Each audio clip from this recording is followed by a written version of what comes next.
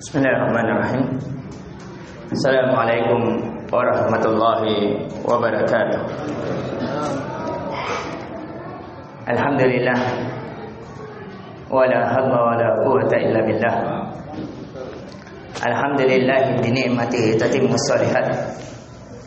Kembali kita memuji dan mengagungkan Allah Subhanahu wa taala yang karena rahmat dan kasih sayangnya segala amal-amal kebaikan, segala amal soleh seorang hamba menjadi sempurna. Yang seandainya bukan karena rahmat dan kasih sayang Allah, maka niscaya hati kita bisa berpaling kepada yang lain. Kita ditakdirkan kepada kemaksiatan, akan tetapi karena rahmat dan taufiknya, sehingga kita seluruhnya dipalingkan dalam kebaikan dan ketaatan kepadanya. Dan sebagaimana di kebiasaan kita, di setiap malam Jumat kita mengkaji dari karya Profesor Dr. Syekh Abdul Razak Al-Abbad Al-Badri dalam kitabnya Ahadisu Islahil Qulub, yaitu pembahasan seputar yang memperbaiki hati. Dan alhamdulillah kita sudah masuk di bab ke-40, menunjukkan lebih dari 1/2 dari buku.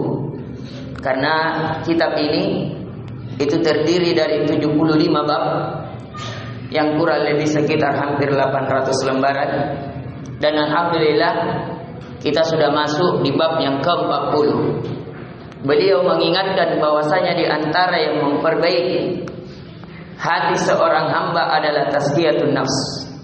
Seorang hamba senantiasa sadar akan besarnya keutamaan dari seseorang ketika senantiasa mensucikan jiwanya, mensucikan akalnya, mensucikan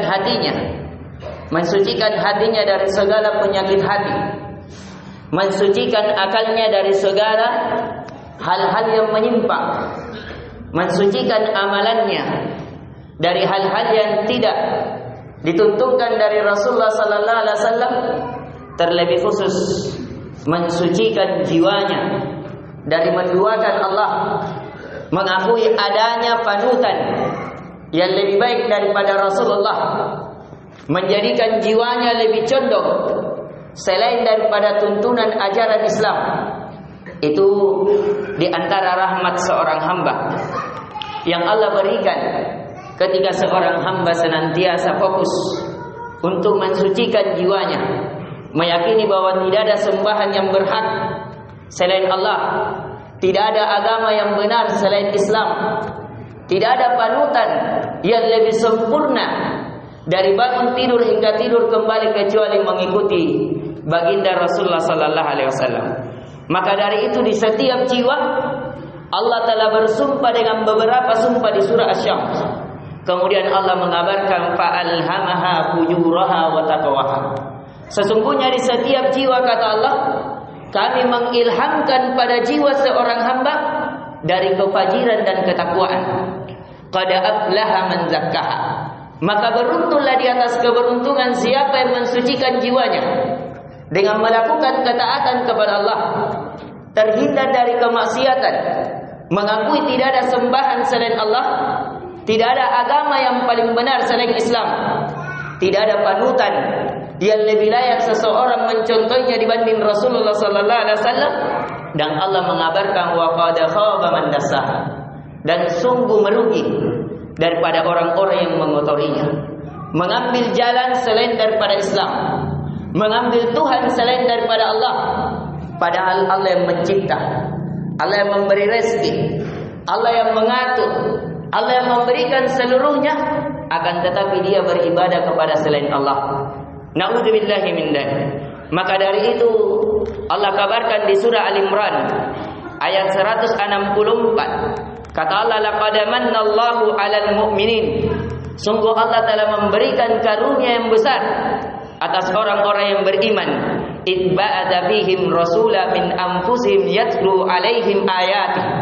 Ketika Allah mengirim kepada mereka seorang rasul yang membacakan ayat-ayatnya, wa yuzakkihim, dengan ayat tersebut, dengan Al-Quran, dengan adanya Rasulullah yang menjadi panutan, akan menjadikan wa yuzakkihim, mensucikan amalannya, mensucikan jiwanya, karena ada panutan yang dia contohi. Wa yu'allimuhumul kitab, dan dengan sebab itu dia diajarkan kitab Al-Quran yang menjadi pedoman hidupnya, sehingga segala kesucian hal-hal yang mensucikan jiwanya itu tersucikan, dan segala yang mengotori dari jalan-jalan dia ketahui karena ada bimbingan Al-Quran wal hikmah dan bimbingan sunnah. Wa in kanu min qabli lafi dhalalin mubin. Padahal sebelumnya, sebelum diturunkan Rasul, sebelum diturunkan Al-Quran, mereka dalam kesesatan yang nyata. Kemudian di antara yang mensucikan jiwa, kata penulis at-tafakkur, seseorang hendaknya senantiasa bertafakkur tentang bagaimana Allah menciptakan segala sesuatu, bagaimana Allah menciptakan dirinya, bagaimana Allah Maha Kuasa dalam mengatur. Dengan dia bertafakkur terhadap ayat-ayat Allah, baik ayat-ayat kauniyah yang tadi kita sebutkan, ataupun ayat-ayat Qur'aniyah di dalam Al-Quran, akan mensucikan jiwanya. Karena Al-Quran adalah petunjuk, adalah pemberi suci, dia adalah obat bagi orang-orang yang beriman. Kemudian yang terakhir yang diingatkan oleh Syekh, di antara yang mensucikan jiwa adalah al-yakin, keyakinan seorang hamba. Itu akan menghempas segala yang mengotorinya. Karena di antara yang mengotori jiwa adalah keraguan. Ketika kita ragu akan agama kita, bahwasanya agama kita kurang, sehingga membutuhkan agama lain yang menyempurnakannya, itu adalah kekotoran pada jiwa. Ketika dalam pikiran kita meyakini ada panutan yang lebih baik daripada Rasulullah sallallahu alaihi wasallam, dibandingkan mending kita berkiblat dengan orang-orang barat, dengan siapapun yang kita jadikan panutan, maka itu mengotori pikiran kita. Dan ketika pikiran kita terkotori, amalan kita terkotori. Dan ketika amalan kita terkotori, maka jiwa kita pun ikut terkotori. Maka dari itu dia penulis mengingatkan di bab yang ke-42 bahwasanya di antara yang mensucikan jiwa adalah keyakinan.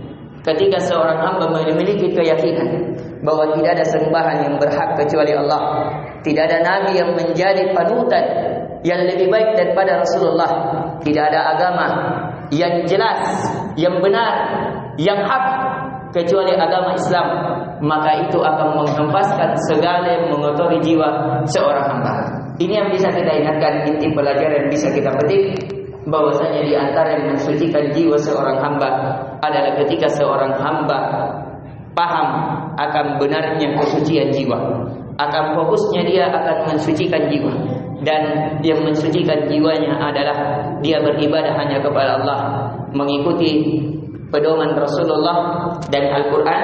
Kemudian yang setelahnya adalah tafakkur, senantiasa berfikir dengan dalam dari ayat-ayat kauniyah dan ayat Qur'aniyah.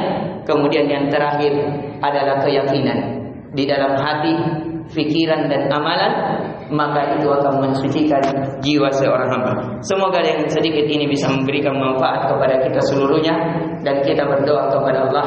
Di antara waktu mustajab kata Imam Syafi'i adalah ketika kita setelah berjelis, dan kita berdoa kepada Allah semoga kita seluruhnya diampuni dosa-dosa dan kesalahannya, dan semoga derajat kita seluruhnya diangkat di dunia dan alam barzakh maupun di akhirat, dan semoga Allah memberikan keamanan dan ketenangan kepada kita, negeri kita, dan semoga Allah tidak mengazab kita disebabkan dosa-dosa dan kesalahan kita, dan semoga orang yang sakit di antara kita disembuhkan oleh Allah, orang yang berhutang dilunaskan hutangnya, orang yang dalam kesempitan hidup diberikan kelapangan. Innahu waliyudzalika wal qadiru alaih. Subhanakallahumma bihamdik, asyhadu an la ilaha illa anta, astaghfiruka wa atubu ilaik. Assalamualaikum warahmatullahi wabarakatuh.